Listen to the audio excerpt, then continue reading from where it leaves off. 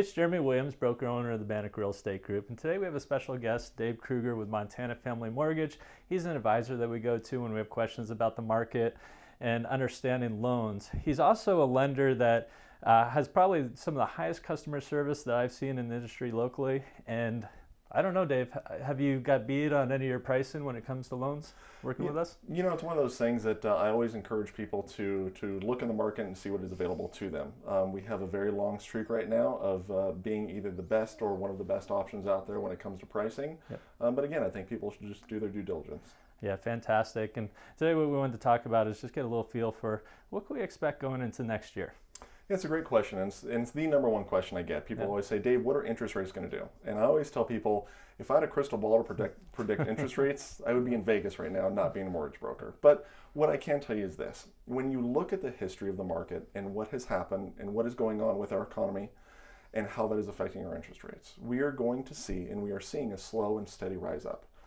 The professionals are expecting somewhere maybe even around the 4% range next summer when the market's really heating up. And that's a huge deal, because if you take an interest rate that's, say, 3% right now, and you just add 3.1%, so you just added a tenth of a percent, what that does to your mortgage payment is it can raise it by $20-25 a month. Oh, no, again. So now imagine going from 3% all the way to 4%. Yep. That is a huge buying power discrepancy right there. And with our appreciation right now of houses being, I don't know, 1% a month, is your wages going up by 1% a month? No. So it's one of those things that I always recommend people, if you're in the game and you're looking for a house now, rates are going to raise.